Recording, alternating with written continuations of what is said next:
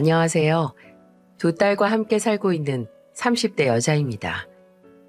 사람이 참다 보면 어느 날 해탈에 이르는 순간이 올 때가 있죠.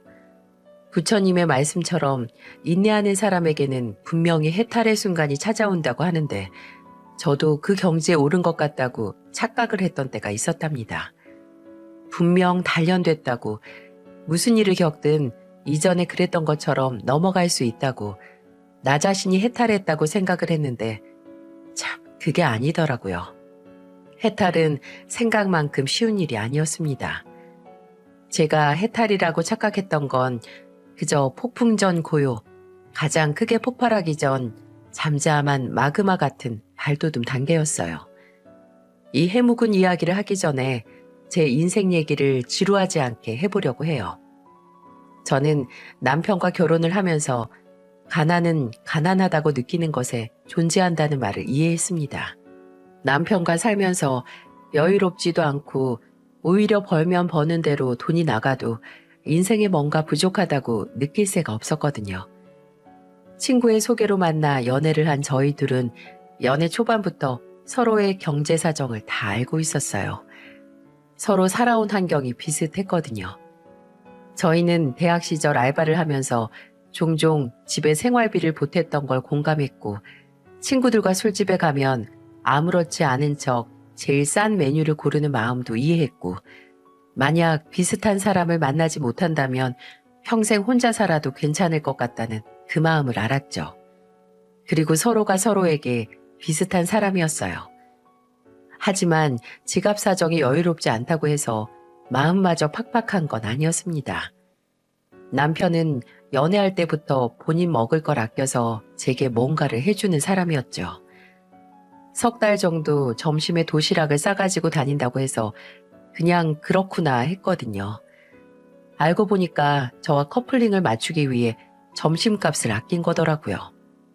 제가 반짝거리는 커플링을 받고 기뻐하기도 하고 또 이것 때문에 아침잠 줄여가면서 도시락 쌌다고 하니까 안타까워서 이런 말을 했어요.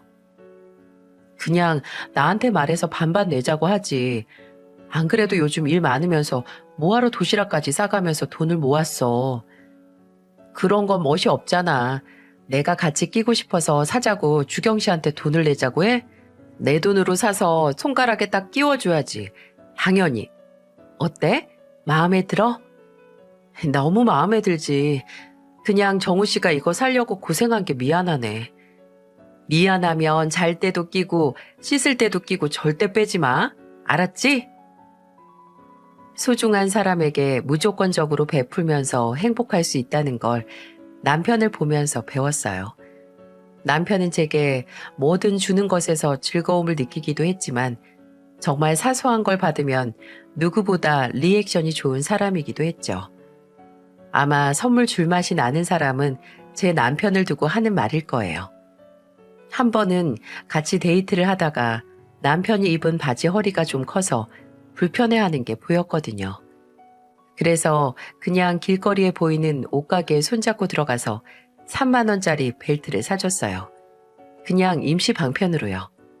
비싸지도 않고 그냥 인조가죽으로 만든 기본적인 벨트였는데 글쎄 그걸 매일 차고 다니는 겁니다. 결혼 전까지 주구장창 그 벨트만 차고 다니길래 제가 이걸 아직도 하고 다녀? 라고 물으니 태어난 얼굴로 주경 씨가 준 거니까 라고 말하는 거예요. 결혼하고 나서 인조가죽이라서 옆이 다 해져 있어서 제가 옷장 정리하면서 버리려고 빼놓으니까 절대 안 된다고 하대요. 제가 이걸 하고 다니게? 남들이 어디서 주워서 하고 다니는 줄 알겠다 라고 하니까 낡아서 안 하고 다녀도 그냥 간직할 거래요. 남편은 제가 연애할 당시 아무 생각 없이 포스트잇에 끄적거린 낙서나 메모도 다 간직하는 그런 사람이었어요. 물건의 가치를 본인 자신만의 값을 매겨서 두고두고 소중히 간직하는 그런 사람이요.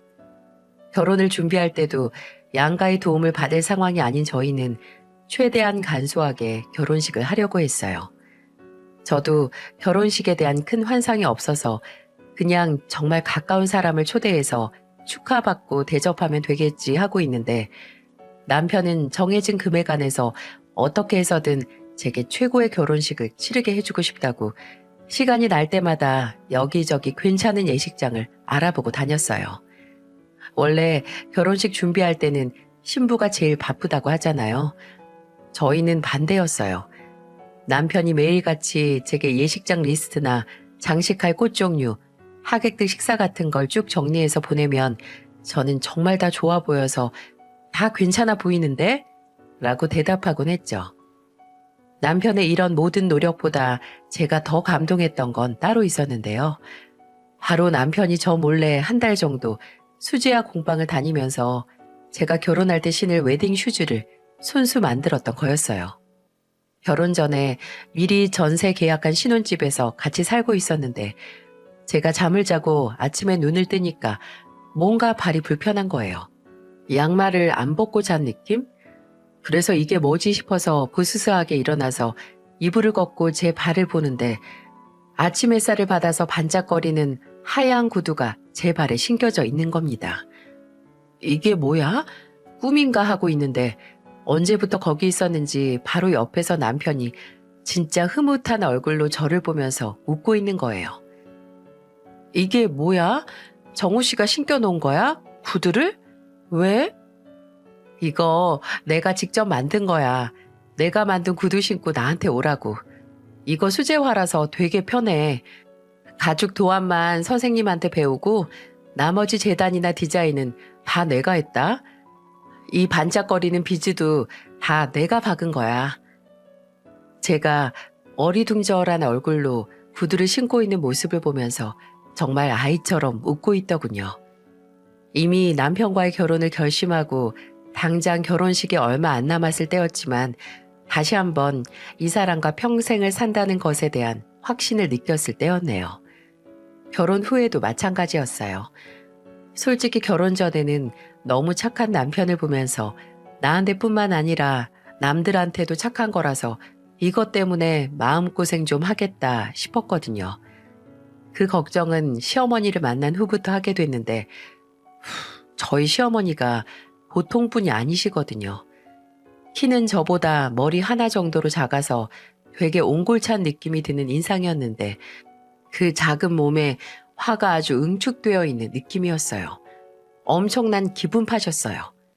처음에 결혼 전 인사를 하러 갔을 때 굉장히 사람 좋게 웃으시던 분이 함께 식사를 하다가 시아버지께서 국물이 맹맹하다라는 말에 갑자기 버럭 화를 내시더니 부엌에서 다시다가 담긴 통을 가져와서 손으로 다시다를 움켜쥐고 시아버지 국그릇에 팍 부으시면서 소리를 치셨죠. 맹맹하면 소금을 쳐먹든 후추를 쳐먹든 하지. 왜 며느리 되는 애 앞에서 음식 타박을 해서 사람 부끄럽게 만들어요? 이렇게 조금만 본인이 수틀리면 앞뒤 생각하지 않고 화를 팍 내시고 또 혼자 화가 사그라드는 그런 성격이셨죠. 괜히 상대방 의도를 꼬아서 생각해서 욱하는 사람들 있잖아요. 사람이 기분이 좋은 때가 있으면 나쁠 때도 당연히 있는 건데 어떻게 시어머니께서 기분이 좋을 때만 마주칠 수 있겠어요? 기분파인 사람과 있으면 너무 피곤한 게 그 기분파의 기분대로 눈치를 봐야 한다는 겁니다. 저는 그래서 결혼 전부터 이런 시어머니의 성격 때문에 트러블이 많이 날 것 같다고 예상했고 착한 남편이 그 사이에서 중재를 잘 할 수 있을까 걱정을 했죠. 하지만 그건 제 기우였어요. 남편은 단호할 때는 단호해질 수 있는 사람이었죠. 저는 늘 남편이 사람 좋게 웃고 뭐든 제 말에 맞추는 모습만 봐서 남편이 이렇게 화를 낼 수도 있구나 하고 느꼈던 사건이 있었습니다. 제가 결혼하고 나서 얼마 안 가서 아버지께서 위암 판정을 받으셨거든요. 근데 당시 아파트 경비 일을 하시던 아버지께서는 보험료 내는 게 아깝다고 제대로 된 암보험 한 번 안 들어둔 상태였어요. 병원비다 약값이다 무시 못할 만큼 부담돼서 어머니까지 일주일에 2-3번씩 건물 청소 아르바이트를 시작하시게 됐죠. 당장 아버지께서도 일을 그만두고 투병에 집중을 할 때여서 고민이 많았는데 남편은 장인어른 약값이라도 책임지겠다고 제게 매달 40만 원씩 친정에 보내자고 말했어요. 저도 미안해서 친정에 돈을 보낸다는 말을 못 꺼내고 있었는데 남편이 먼저 나서서 마치 당연하다는 듯 말하니까 어찌나 고맙고 미안하던지. 또 남편은 아버지께서 보험을 안 들고 있었다는 데서 큰 충격을 받았나 봐요. 하루는 꽤 진지한 얼굴로 제게 본인 앞으로 얼른 사망보험금이나 암보험을 몇 개 들어놔야겠다고 하는 거예요. 아버지가 보험에 안 든 것 때문에 가족들이 고생하는 걸 보고 아마 생각이 많아졌나 봐요. 전기 기술자인 만큼 근로자 관련 사고 보험은 있었는데 바로 그달에 그 외의 보험을 여러 가지 들었죠. 당장 나가는 보험비가 15만 원이 넘어갈 정도로요. 후에 남편은 단순히 돈을 보내는 것뿐만이 아니라 직접 나서서 저를 돕기도 했었네요. 쉬는 날이면 아버지를 모시고 목욕탕에 함께 가기도 했고 혹여나 나중을 생각해서 제게 장인어른과 추억 좀 만들어 놓으라고 하더군요. 심지어 제가 그때 첫째를 임신 중이었는데 제가 무거운 몸으로 아버지를 모시고 어딜 못 가니까 그럼 본인이 가겠다고 하면서 평소 아버지가 가고 싶었던 트로트 콘서트도 모시고 가곤 했답니다. 그 콘서트 티켓을 구하기가 어렵다고 PC방까지 가서 예매를 하는데 아무리 사위도 가족이라고 하지만 자식처럼 장인어른을 모시는 게 쉬운 일은 아니잖아요. 진짜 자식도 그 정도로 지극정성이진 않았을 거예요. 저희 아버지께서 가족들의 보살핌에 힘을 얻어 투병 생활을 하셨을 때 시댁에서 비극적인 소식이 들려왔습니다. 제가 첫째를 출산하고 얼마 안 됐을 때였어요. 막 돌이 지났을 때쯤 시아버지께서 사고가 나신 겁니다. 손주 돌 지났다고 친구분들에게 한턱 낸다고 나가셨다가 술을 드시고 운전대를 잡으신 거였어요. 차는 그대로 전봇대를 들이박았고 시아버지께서는 그 자리에서 즉사하셨고요. 남편은 크게 낙담했습니다. 하지만 슬퍼할 겨를도 없이 상주로서 시아버지를 보내드려야 했고 동시에 홀로 남은 시어머니의 한섞인 요구를 들어줘야 했어요. 시아버지의 장례식이 끝나자마자 시어머니께서는 저와 남편을 불러다 놓고 이런 말을 하셨죠. 저번에 내가 사부인한테 사돈어른 건강 문제로 안부 인사를 드렸는데 내가 화가 나서 진짜 너희 결혼하고 계속 사돈에 돈 보냈다며? 어떻게 그럴 수가 있니? 정우 너는 부모가 어떻게 사는지 상관도 안 하고 결혼하고는 나 몰라라 하더니 뒤에서는 친정에 돈 보내고 있던 거야? 그리고 주경이 너도 네 부모만 부모고 시부모는 부모도 아니란 거냐? 어머니, 저희가 언제 상관을 안 했어요. 어머니는 아버지께서 계속 돈을 버시니까 생활이 가능하셨잖아요. 근데 장인어른은 암투병 하시느라 일도 못 하시고 병원비만 달에 100씩 깨지는데 어떻게 모른 척을 해요. 그래, 아픈 사돈 챙기는 거 그렇다 치자. 그럼 주경이 너는 친정에서 받아먹은 게 있으니 너라도 시댁에 뭐라도 보냈어야지. 그냥 네 남편이 버는 돈으로 니네 집 배만 불리면 다냐? 남편 돈을 보낸 게 아니라 저희 월급 통장에서 보낸 거예요, 어머님. 저도 지금 회사 다니면서 돈 벌고 있고요. 주경이는 외동이라서 집에 도움 줄 수 있는 자식이 주경이 하나밖에 없어요. 근데 어머니는 저 말고도 지연이랑 경연이 둘이나 더 있잖아요. 걔들이 집에 생활비 한 푼 내놓는 거 봤니? 요새는 집에 잘 들어오지도 않아. 아버지 돌아가시고 집에 혼자 남은 엄마 생각해주는 자식 하나도 없다. 됐다 됐어. 더는 말하고 싶지도 않고 주경이 너 친정에 돈 보내고 싶으면 나한테도 똑같이 해. 얼마 보냈니? 그 액수 똑같이 이제 나도 받아야겠다. 어머니, 당장 그 돈 필요한 거 아니잖아요. 아버지 보험금도 있고. 그걸 어떻게 지금부터 써? 그건 내 노후자금으로 두고두고 남겨놔야지. 너, 네 장인어른한테는 돈 줄 수 있고 나는 못 준다 이거냐? 주경이 네가 한번 말해봐라. 내가 너네 부모보다 돈 받을 자격 없다 이거니? 이제 남편도 없이 혼자 사는 이 시애미는 불쌍하지도 않아? 당장 돈을 똑같이 내놓으라고 하는 시어머니의 말에 저도 남편도 별다른 반박을 할 수 없었어요. 공평하게 하려면 시어머니 말씀이 맞았어요. 똑같은 부모님인데 생활비를 보내드리려면 양가 똑같이 보내드리는 게 낫죠.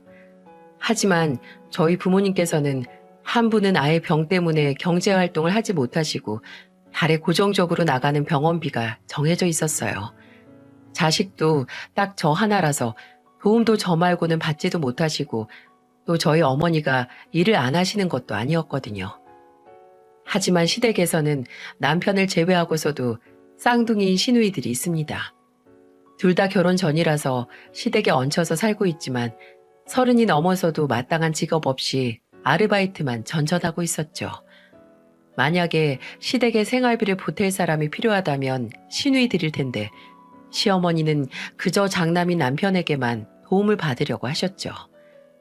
남편이 당장 시누이들에게 연락을 해서 제대로 돈을 벌어서 어머니 좀 챙기라고 하려고 했는데 제가 그 시누이들을 잘 알죠.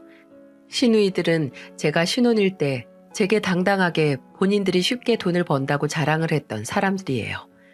무슨 술집에서 2-3시간 대화 상대만 해도 하루에 몇십만 원은 번다고 자랑하는 걸 표정 관리도 못하고 듣던 기억이 아직도 새록새록하네요. 심지어 쌍둥이 자매가 쌍으로 그 소리를 하니 더 충격적이었죠. 평소 일하기 싫어하고 꼭 쉽게만 돈 벌려고 혈안이 된 시누이들이 생활비를 내라고 해도 그냥 줄 리가 없겠죠. 저는 차라리 저희 집으로 보내는 돈을 좀 줄이고 시댁에도 똑같이 돈을 보내자고 했어요. 친정에 30, 시댁에 30 이렇게요. 남편은 아무리 본인 부모님이라고 해도 당장 생계가 막막하고 지속적으로 병원비가 나가는 저희 집과 비교를 하는 시어머니를 이해하지 못했어요. 그저 시아버지가 돌아가시고 나서 바로 더 큰 분란을 만들기 싫어서 제 의견에 동의를 한 것뿐이죠. 아이가 태어나고 고정적으로 양가의 생활비를 드리는 게 20만 원 더 늘어났을 뿐인데 저흰 이전보다 훨씬 더 허리띠를 졸라맸습니다. 조금의 사치는 꿈도 꿀 수 없이 저축할 돈에 여유치도 없었어요. 하지만 크게 삶에 불만이 있지도 않았습니다. 당장 나와 내 가족이 아담한 집에서 배 골치 않고 살고 있고 저희 부모님께 적지만 도움을 드릴 수 있는 생활이 만족스럽다면 만족스럽다고 생각할 수 있었으니까요. 그리고 제 옆에는 부족한 것도 넘치는 것으로 만들어주는 남편이 있으니까 흐릿한 미래가 두렵지도 않았고요. 근데 용돈 문제로 시어머니는 저에 대한 불만이 사라지지 않으셨나 봅니다. 1년 정도 본인을 속여가면서 친정의 돈을 빼돌린 며느리라고 아예 머릿속에 박히셨나 봐요. 원래 평소에는 연락에 신경도 안 쓰시던 분이 종종 예고도 없이 전화를 하셔서 이런 말을 하시더라니까요. 너, 너희 친정에도 이렇게 연락 안 하니? 아니면 난 시부모라고 전화 안 하는 거니? 용돈처럼 연락도 또 찾아가는 것도 모든 친정과 똑같이 하라고 감시를 시작하시는 거예요. 또 제가 둘째를 임신했다고 말씀드렸을 때도 먼저 튀어나온 소리가 뭔 줄 아세요?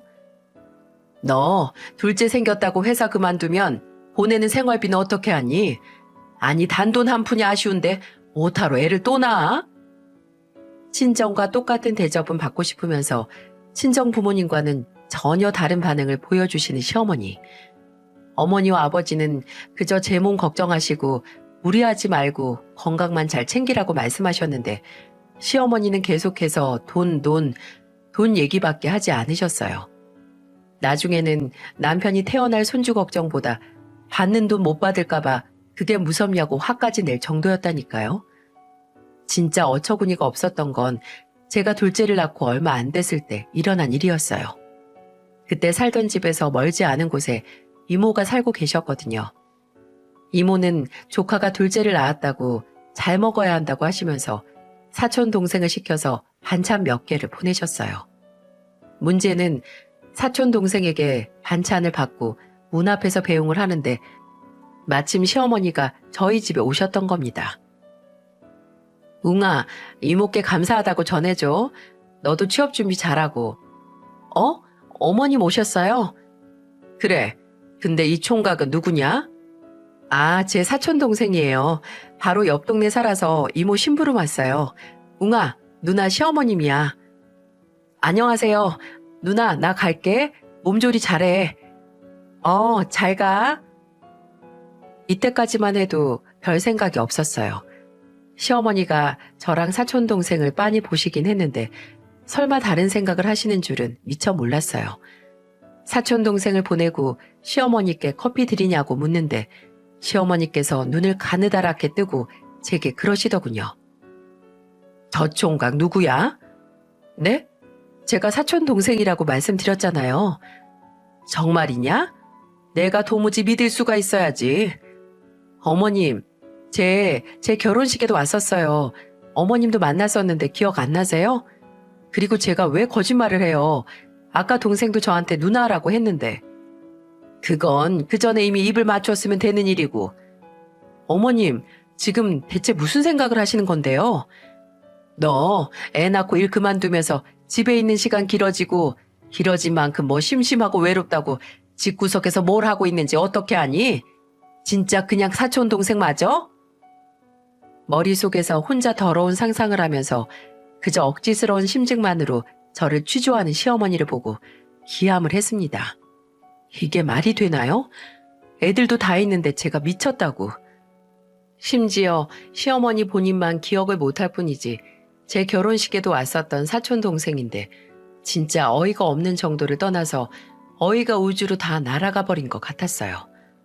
더 웃긴 건 제가 그 자리에서 아무리 아니라고 하면서 결혼식 사진에 찍힌 사촌 동생을 보여줘도 시어머니는 그저 본인이 생각하고 싶은 대로 생각하셨을 거라는 겁니다. 더 신랑이 해봤자 제 입이랑 머리만 아픈 거죠. 어머님, 전 분명히 말씀드렸어요. 제 사촌 동생이라고요. 어머니께서 믿든 말든 어머님 자유인데 괜히 혼자 안 믿고 나중에 다른 소리나 하지 마세요. 어머님만 괜히 며느리 의심하는 이상한 사람 될 테니까요. 시어머니는 역시나 이 말도 안 되는 의심을 쉽게 거두지 않았어요. 하루는 남편이 평소 잘 내지도 않는 화를 내면서 전화 통화를 하고 있어서 봤더니 시어머니와 통화를 하고 있었던 거였어요. 아, 진짜 무슨 소리 하시는 거예요? 엄마가 그때 말씀드렸잖아요. 사촌 동생이라고. 말도 안 되는 소리 좀 그만하세요. 저 애 엄마 보기 창피하게 자꾸 이러실 거예요? 아, 됐어요. 그만 좀 말하세요. 저것만 들어도 시어머니가 무슨 목적으로 남편에게 전화를 하셨는지 알겠더라고요. 시어머니는 혹시 모르니까 저를 잘 감시하라고 하셨대요. 참나, 백날 첫날 감시하고 의심해봤자 무서워지는 건 시어머니 본인인데 왜 이러시는 걸까요? 솔직히 그저 아픈 아버지 약값으로 친정에 돈을 보내서라기에는 너무한 거 아닌가 싶었네요. 그 후로도 갑자기 제 퇴직금이 얼마인지 계속해서 물어보신다거나 생활비가 모자르니까 네 앞으로 대출을 좀 받아라라고 끈질기게 요구를 하셨어요. 제가 화가 나서 애 둘이나 키우는 저희한테 돈 달라고 그만 좀 하시고 놀고 먹는 시누이들이나 제대로 된 직업 갖고 일 시키라고 반격을 했습니다. 왜 뼈 빠지게 일해도 남는 거 하나 없이 쓰는 남편은 아주 살을 싹싹 발라서 뼈만 남기냐고요. 그랬더니 남편은 장남 아니냐고 하네요. 장남은 다 그런 거라고요. 그 말에 제 뒷골이 당겨서 저도 소리를 질러버렸어요. 남편이 원해서 장남으로 태어났어요? 태어나 보니 첫째인 게 남편 탓이냐고요. 첫째로 태어나고 싶어서 태어난 것도 아닌데 왜 계속 장남 하면서 남편한테만 의지하세요? 같은 자식이면 제발 어머님 딸들한테 생활비 받으세요. 아니, 네가 뭔데 내 아들한테 내가 의지 좀 하겠다는데 뭐라고 해? 네가 뭔데? 주제 넘게 모자 관계 물 흐리지 말고 넌 네 자식이나 잘 키워. 네, 그래야죠. 어머님 딸들처럼 자식 망치기 무서워서 지금이라도 저희 딸들 교육 단단히 시켜야겠어요. 쉽게 남의 돈 벌려고 하지 말라고요. 이 이후로 어느 정도 시어머니의 횡포에 해탈을 했다고 생각을 했어요. 이 정도 크게 싸우고 나니 이후에 돈 얘기를 하든 말도 안 되는 트집으로 시비를 걸든 상관하지 않았어요. 그냥 제 한 귀로 듣고 한 귀로 흘렸습니다. 남편은 옆에서 이제 득도한 거냐고 하면서 제게 미안해하기도 했어요. 근데 이게 남편 잘못인가요? 남편은 아들로서 또 제 남편으로서 최선을 다해서 중심을 잡기에도 바빴으니까 제가 뭐라 할 것도 없었죠. 정말 남편 하나 믿고 제 인생도 나쁘지 않다라고 자부하면서 살았습니다. 남편 같은 인생의 동반자를 얻은 게 맨몸으로 태어나서 최고로 잘한 일이라는 생각 하나로 말이죠. 하지만 그 생각도 비가 억수로 퍼붓던 날 빗물과 함께 떠내려가고 말았어요. 거스를 수 없는 운명은 거센 태풍에 휩쓸리듯 어쩔 수 없는 재해와 같은 건가 봅니다. 남편은 그 당시 공사 현장에서 계약직으로 전기 기사로 일하고 있었어요. 근데 비가 더 오기 전에 작업을 마무리하다가 철근 절단기에 누전 전류에 접촉돼 감전사고가 일어나고 만 겁니다. 처음 병원에서 연락이 왔을 때 상황을 전부 이해하지 못했어요. 오정우님 보호자님 되시죠? 남편분께서 현장에서 사고로 누전 감전 사고가 고압에 의해 감전으로 사망. 이렇게 문장이 띄엄띄엄 들리는데 저는 바보처럼 그래서 지금 남편이 어떻게 됐다고요? 저희 남편은요? 라고 되물을 수밖에 없었죠. 급하게 친정어머니를 집으로 불러서 아이들을 맡기고 저는 병원으로 향했습니다. 감전 사고를 당한 시신을 보신 적이 있으신가요? 저는 남편을 알아보지도 못했어요. 어깨부터 얼굴까지 감전으로 인해 까맣게 타서 화상을 당했는데 저기 누워있는 저 사람이 정말 내 남편이 맞나 싶었습니다. 처음에는 관계자들이 시신을 지금 볼 필요 없다. 나중에 깨끗하게 된 상태에서 봐도 된다고 저를 말린 이유가 있더라고요. 생전 행복하게 웃고 울던 그 모습을 기억하고 끔찍한 사고를 당한 모습은 기억할 필요가 없으니까요. 하지만 외롭게 누워있는 남편을 혼자 둘 수가 없었어요. 그저 가까이에서 숨이 넘어가라 울면서 차마 만지지도 못하는 손을 허공에서 계속 배회시키기만 하더라도 남편의 옆을 지킬 수밖에 없었습니다. 나중에 어머니께서 이모에게 아이들을 맡기고 병원으로 오셨을 때야 정신을 차리고 장례식 절차를 밟을 수 있었습니다.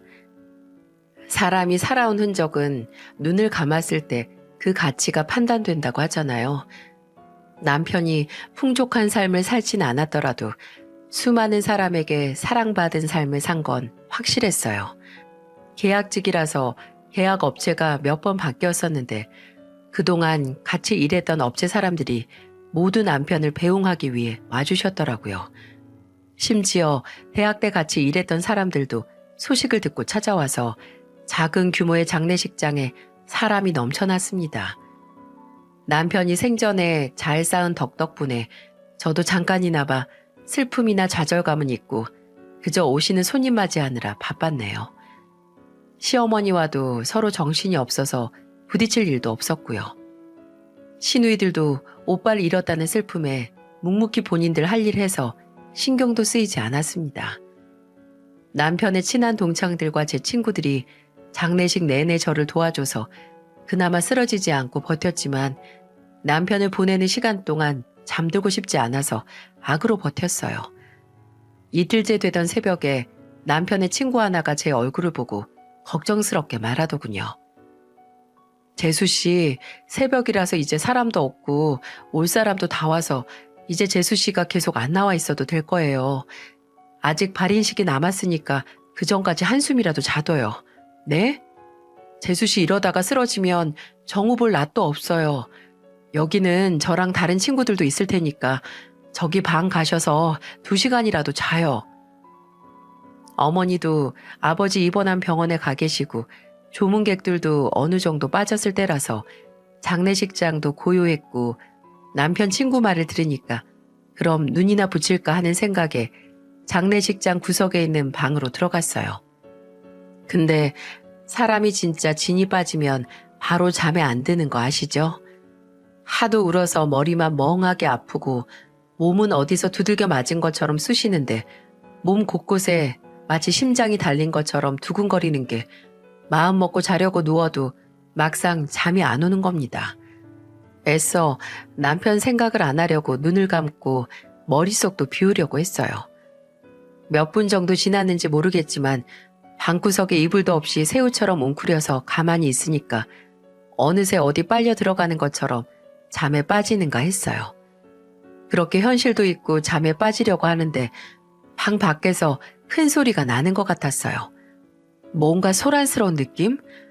그리고 얼마 안 있어서 방문이 쾅 하고 열리더니 그 소리를 뭔지 알기도 전에 바닥에 누워있는 제 얼굴에 찬물이 촥 하고 끼얹어지는 느낌에 잠에서 확 깼어요. 아!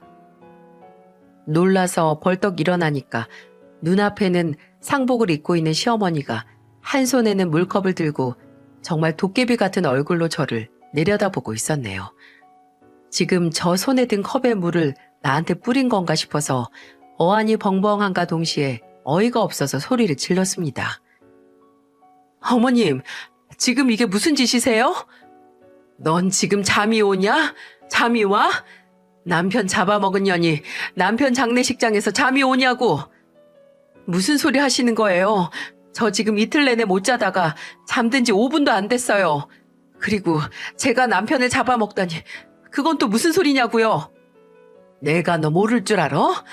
애 낳았다고 일 그만둔 후로 돈도 못 벌고 그저 남편 돈만 친정에 뿌리고 남자는 집에 끌어들인 더러운 년이 무슨 할 말이 있어? 내가 지금까지 사람들 보는 눈이 있어서 참았는데 네가 내 아들 죽인 거야. 네가 내 아들 고생시킨 이 살인마 같은 년아.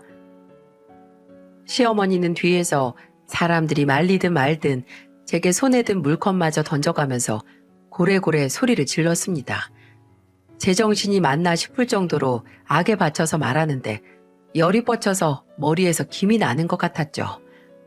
누가 누구한테 남편을 고생시켰다고 하는지 다른 사람이 다 내게 손가락질을 해도 저 인간만큼은 나한테 할 말이 없을 텐데 대체 뭘 믿고 저러는 건지 어처구니가 없더군요. 사람이 진짜 화가 나면 골이 미친 듯이 욱신거리고 정말 눈앞이 흐려진다는 걸 그때 알았습니다. 이제 잃은 건 하나 없다는 생각에 저도 이때까지 한 번도 내질러 본 적 없는 고성까지 써가면서 반박을 했습니다. 누가 누구한테 살인마라고 해요? 매번 아들한테 돈 얘기만 퍼부으면서 속을 새까맣게 태운 인간이 뭐가 잘났다고 나를 욕하냐고요. 내 남편이 생전에 힘들어하던 거 다 어머님 때문이었어요. 어머님이 원인이었다고요. 딸들은 아무것도 못한다고 시집이나 잘 보내면 된다고 가만히 두면서 아들은 무슨 돈 나오는 화수분 취급을 했으면서 그리고 그 말도 안 된 오해는 누가 아득바득 사서 했는데 제가 말했잖아요. 제 사촌동생이라고. 진짜 더러운 생각만 하는 인간이 누군데 나한테 더럽다고 해? 전혀 말하는 것 좀 보소. 너같이 지 잘못 모르는 건 내 아들이 남긴 재산 한 푼도 가질 자격 없어. 불쌍한 내 아들 앞으로 나온 보험금 그거 다 내 쪽으로 돌려놔. 내가 진짜 마음 같아서는 손녀들도 저 더러운 손으로 못 키우게 데려오고 싶은데 혼자 키울 여력이 안 돼서 포기한다. 남편 팔아서 받은 돈으로 호강할 생각 꿈에도 하지 말어. 아들이 눈 감은 지 얼마나 됐다고 저렇게 바로 돈 얘기부터 시작하는 거 봐요. 진짜 아들 팔아서 돈 생각만 하는 게 어머니지 저예요? 저는 아직 남편 보험금 생각도 안 하고 있었어요. 아무리 아버님 돌아가시고 혼자 사는 거 무서워도 어떻게 이렇게 사람이 매번 돈 생각만 하는 돈벌레가 될 수 있어요? 저는 어머님한테 제 남편이 남기고 간 재산 10원 한 푼도 드릴 생각 없어요. 그 돈 남편이 어머님이 아니라 자식들 생각해서 들어둔 거니까요.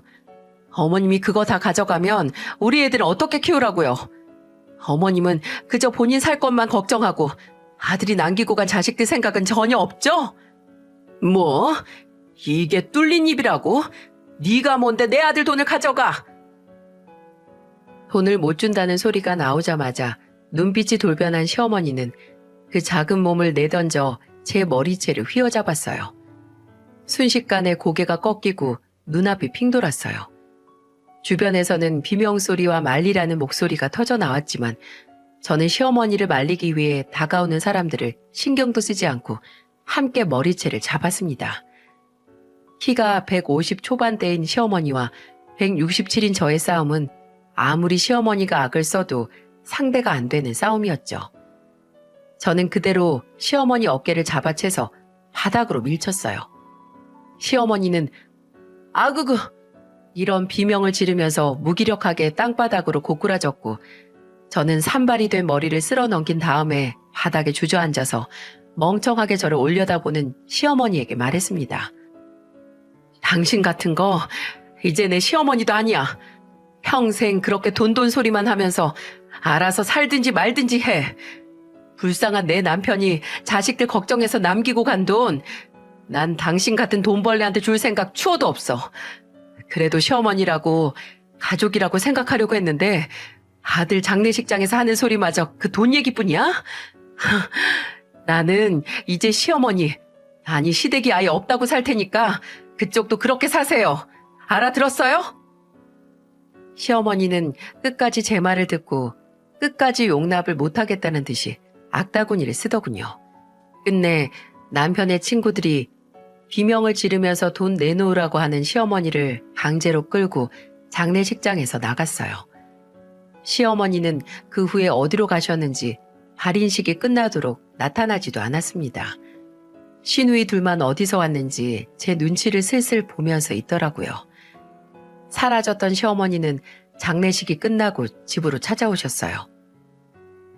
나도 네 얼굴 더는 보기 싫으니까 정리할 것만 얼른 정리하자. 정우 앞으로 나온 사망보험금이랑 사고 사망 산재 처리된 거 절반만 나눠. 너도 나도 산 사람은 살아야 하지 않겠니?